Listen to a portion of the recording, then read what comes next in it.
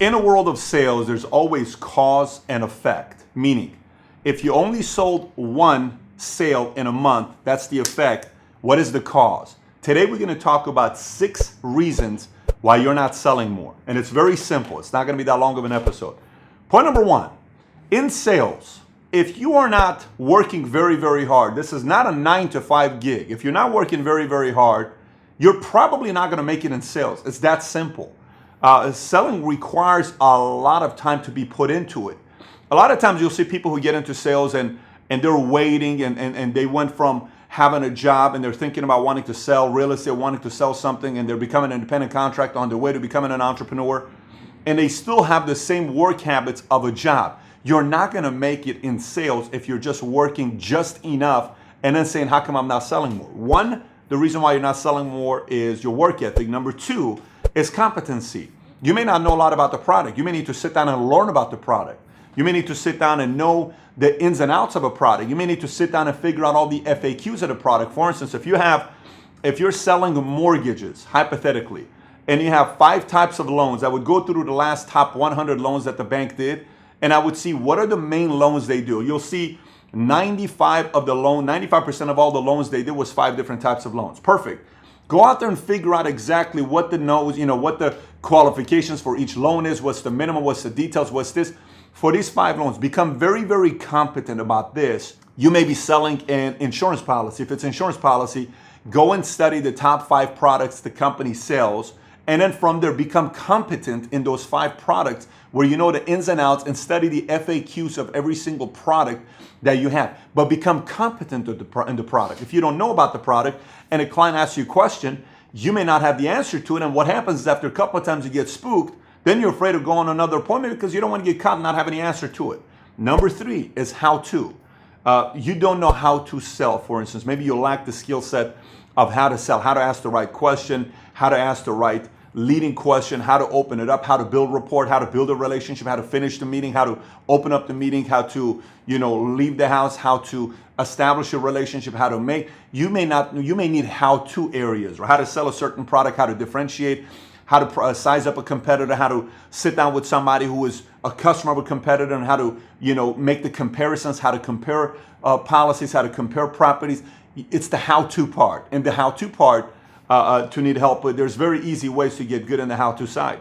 It's simply read books on sales. Go and get a hold of any book that you can on the sales side, whether it's from Hopkins, Cardone, Tracy. There are so many great content you can find on sales side to learn how to become a better salesman. So we have 1, work ethic, 2, competency, 3 is how-to, 4 is your identity. Let me explain what I mean by identity. Identity is you believing in yourself that you're worth the person doing business with you. If you don't think you're worth a $10,000 commission check, you're probably not going to get that commission check. If you put too much on that, you're probably not going to be able to close that sale because a client will get a feeling that you don't think you belong in the big leagues. So let's just say you come across a person that only focuses on selling $300,000 properties, and then they come across a client that's a $1.5 million property. The client will generally feel if this person's ever sold a $1.5 million home, and they'll say, ooh, I don't know if he really knows what he's doing. I don't know if she really knows what they're doing. I don't know if they really believe they can handle a sale this big. So it's purely on your identity side. How do you work in your identity side is being around other people that earn more than you, being around other people that are doing much better than you, being around other people that are way ahead of you, that make a $10,000 check seem like a small check, being around other people who are, their energy's higher, constantly working on your thinking, your mindset, elevating your thinking, taking yourself to a whole different level, being in the right environment, being in the right conferences, listen to the right CDs, watching the right YouTube videos, the right podcast, so it's increasing your identity. Because every time you're listening to this on a daily basis, all of a sudden you say, man, I can make $5,000 sale. I can make a $10,000 sale. I can make a $20,000. I can make $50,000 in a month. I can make $100,000. Why not me? Why not me? That identity is increasing. So far, 1, work ethic, 2, competency, 3, how to, and 4, identity. Now let's talk about 5. Point number 5 is people skills. Is you watching people. A lot of times I'm at the restaurant, or if I go to airport, I'll size everybody. I'll watch people. I'll go to a restaurant. I'll say, babe, look at the way Look what they're thinking about. Look at what's going on. What do you think is on their mind? What do you think they're thinking about? I'm studying people. I'm sizing people up. I'm thinking what they're thinking about. Because when you're in a meeting and you're sitting down with somebody selling, you need to know what this means. You need to know what this means. You need to know what this means. You need to know what they're doing when they're looking at their time. They can't wait for you to leave the house. You need to know what it means when they're yawning. You need to know what it means when they're looking at the kid the entire time they're not paying attention. You need to know what it means when they're watching TV. You need to know how to ask the right question to demand them paying attention to you in a way that's not disrespectful, because who are you to come to my house and tell me to turn off the TV? Who are you to sit down with me and tell me to stop checking my phone? Who are you to do that? There's certain ways for you to have that conversation with them, but it's people skills. So how do you become better at people skills? I mean, you got to read the book, How to Win Friends and Influence People. There's a lot of good books out there for you to read, Psycho-Cybernetics on people skills. But generally, go and look at and think about the 5 people you know that are very good with people and watch them. Study them. Just literally watch them. When they're talking to somebody, just watch them. Watch what they do. Watch the way they sit. Watch how they smile. Watch how they're watch how they're pleasant. Watch their tone. Pay attention to them. See what they're doing to get the other person to want to do business with them. And you'll eventually pick up. The good news with the people skills, it's a skill. So it can be learned. It's not something that people are born with it. It's a skill that can be learned on how to deal with people. And last but not least, the last part is belief in the product.